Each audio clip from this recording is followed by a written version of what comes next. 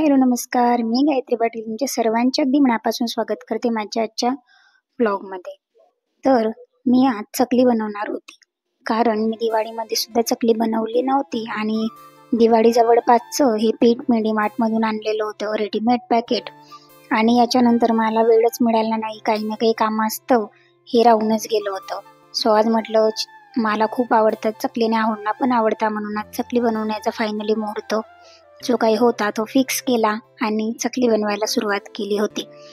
तर मी first time करत होती, मला चकलीचा एवढा अनुभव वगैरे नाही आहे, मला चकलीचा वगैरे अनुभव नाही आहे. पण यांनी जसं सांगितलं होतं त्याचप्रमाणे मी 2 वाटी पाणी घ्यायचं होतं आणि 2 वाटी पीठ. तर तुम्ही 2 वाटी जर पाणी घेतलं तर 2.5 वाटी पाणी घ्यायचं, जर 2 वाटी पीठ घेतलं तर. कारण जेव्हा आपण त्याच्यामध्ये पीठ टाकतो तेव्हा ते पीठ अगदी फुलून जातं आणि नंतर मग ते मऊ होत नाही. तर त्यासाठी 2.5 वाटी पाणी घ्यायचं, जेणेकरून पीठ फुलल्यावर सुद्धा व्यवस्थित आपल्याला बनवता येईल.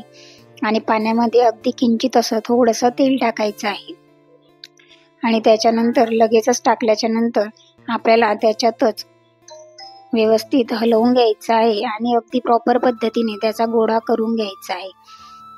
तुम्ही लाटण्याचा वापर किंवा एखादी काडीचा वापर करू शकता. आपण जसं काही घेरतो पिठलं वगैरे त्याच पद्धतीने ते करायचं असतं. आणि नंतर त्याचा गोळा बनवून गॅस बंद करून 2 ते 3 मिनिटं वाफवायला ठेवायचं आहे. वाफवून झाल्याच्या नंतर लगेचच ताटामध्ये घेऊन थोडंसं तेल लावून त्याला चोळून घ्यायचं आहे. जेवढं छान तुम्हाला चोळता येईल किंवा मॅश करता येईल अशा पद्धतीने मॅश करून घेतलं तर चकल्यासुद्धा खूप छान आणि कुरकुरीत तयार होतात. कारण त्याला जर चोळलंच गेलं नाही तर आपण म्हणतो ना की चकलीला वाक कसा येईल, त्याचप्रमाणे त्याची ती पद्धत असते. तर मी सुद्धा गरम गरमच होतं ते, तरी मी सुद्धा थोडा वेळ थांबून अगदी छान असं चोळून एक मस्तपैकी गोळा वगैरे तयार करून घेतला होता.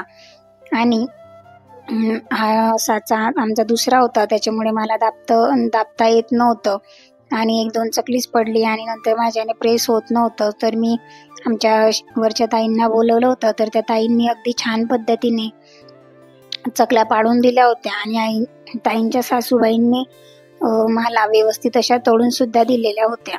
तर त्या आजी आल्या होत्या आमच्याकडे, तर आजीने अगदी व्यवस्थित अशा तळून सुद्धा दिल्या आणि त्या ताईंनी अगदी प्रॉपर पद्धतीने तुम्ही बघू शकता किती छान आणि सुंदर अशा चकल्या ताईंनी पाडून दिल्या होत्या. चकल्या पाडताना अगदी एकसारख्या दिसत आहेत आणि कड्या सुद्धा व्यवस्थित आलेल्या होत्या. त्याच्यामध्ये तुम्हाला जिरं, मोहरी किंवा तीळ वगैरे किंवा मीठ, लाल तिखट असं काहीही टाकण्याची गरज पडत नाही, कारण सर्व ते रेडीमेड पिठामध्ये अगदी असतं.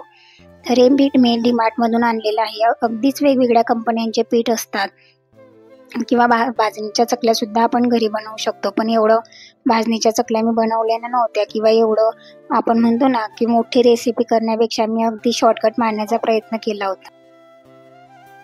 कारण मी कधी याआधी भाजणीच्या चकल्या केलेल्या सुद्धा नव्हत्या, म्हणून मी आधी रेडीमेडच्या बनवल्या. कारण आऊ बोलले का भाजणीच्या बनवण्यापेक्षा आधी ह्या बनवून बघ, तुला जमताय का. तर आई आल्या होत्या, तर या आजींनी खूप छान अशा पद्धतीने तळून सुद्धा दिल्या आणि बनवायची सुद्धा पद्धत त्यांनी सांगितली. सो त्या पॉकेटवर नव्हतं का तेल वगैरे टाकायचं आहे का नाही टाकायचं आहे, त्यांनी अगदी मापशीरच प्रमाण दिलेलं होतं.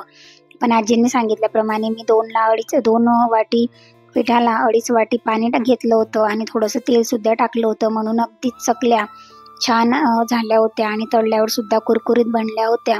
तर तुम्ही बघू शकताय आणि त्याच्या कड्या सुद्धा पडलेल्या नव्हत्या, अगदीच छान आणि टेस्टी झाल्या होत्या चकल्या. त्याच्यामध्ये काहीही टाकायची गरज पडत नाही, कारण ते रेडीमेडच पीठ असल्यामुळे त्यांनी सर्वच टाकलेलं असतं. तर आऊंना सुद्धा खायच्या होत्या आणि मला सुद्धा आवडतात. सो आम्ही त्या बनवून घेतल्या आणि खूप छान झाल्या होत्या या चकल्या. तुम्हाला जर अशा बनवायच्या असेल तर तुम्ही सुद्धा ही रेसिपी अशा पद्धतीने ट्राय करू शकता. आणि जर तुम्ही रेडीमेड पीठ घेतलं असेल तर त्याच्यावरही हेच प्रमाण लिहिलेलं असतं, त्या प्रमाणापेक्षा थोडं जास्त पाणी घ्यायचं, जेणेकरून जर पीठ फुललं तर आपल्याला नंतर मग ते पीठ कडक होत नाही आणि नंतर मग परत आपल्याला गरम पाण्याचा हात वगैरे किंवा गरम पाणी टाकून परत मळायची गरज भासत नाही. आणि त्या जेव्हा आपण पाळतो तेव्हा अगदी छान पडल्या होत्या, कारण रसा छान होता पण खूप प्रेस करावा लागत होता. आणि बघा इतक्या छान अशा कुरकुरीत एकसारख्या चकल्या माझ्या तयार झाल्या होत्या. तुम्हाला कळतच असेल, मला चकल्या बघितल्याच्या नंतर खूप छान असा आनंद झाला होता, कारण रेसिपी फायनली सक्सेसफुल झाली होती आमची.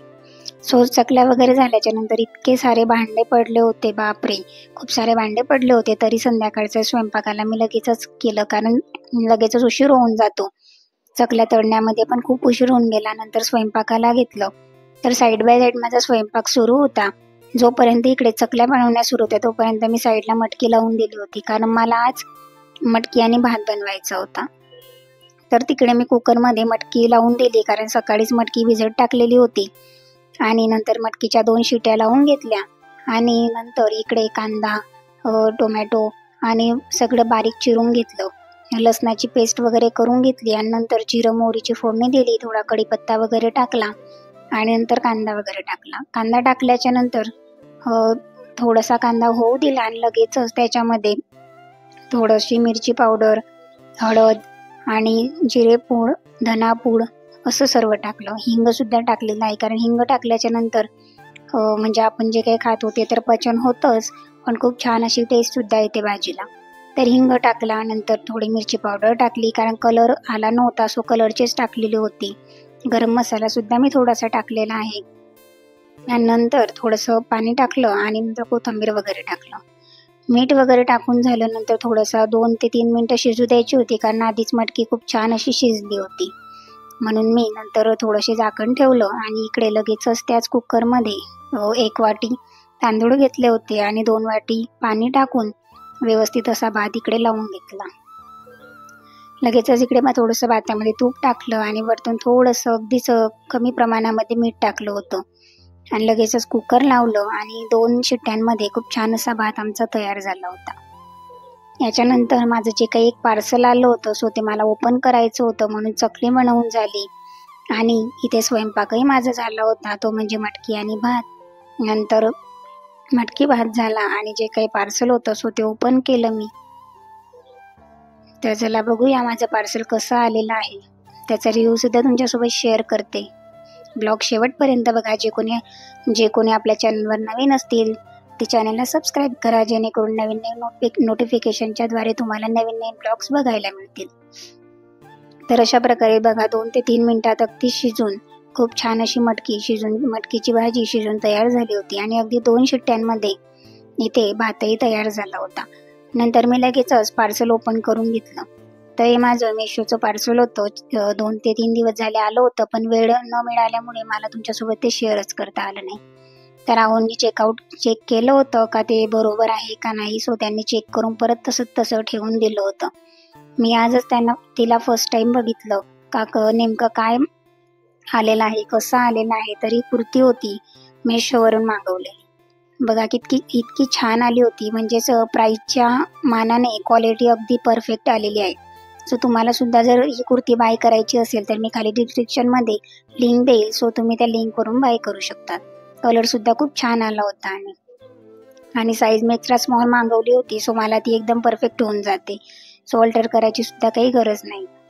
तर लगेचच मला दुसऱ्या दिवशी उद्या आप्पे बनवायचे होते, सो मी त्या आप्प्यांसाठी टाकलं होतं. तर मी इथे 1.5 वाटी तांदूळ घेतलेले आहे, ते म्हणजे आपले जे रेशनचे तांदूळ असतात ते रेशनचे तांदूळ घेतलेले होते. आणि अर्धा वाटी उडदाची डाळ घेतलेली होती, ती सुद्धा छान अशी धुवून घेतली आणि वाटून घेतली. आणि नंतर अर्धा वाटी चणा डाळ आणि त्याच्यामध्ये थोडीशी मुगाची डाळ. सो अशा सर्व डाळी मिक्स करून मी आप्पेवरचं रवाने वाटून घेतलं होतं आणि नंतर रात्री त्याला झाकून असं ठेवून दिलं. नंतर आम्ही जेवण वगैरे करून घेतलं आणि नंतर अशा प्रकारे माझं किचन दिसत होतं. सो एवढे सर्व भांडे होते, ते सर्व भांडे घासून घेतले. बघा चकलीचेच जास्त भांडे आहेत त्याच्यामध्ये.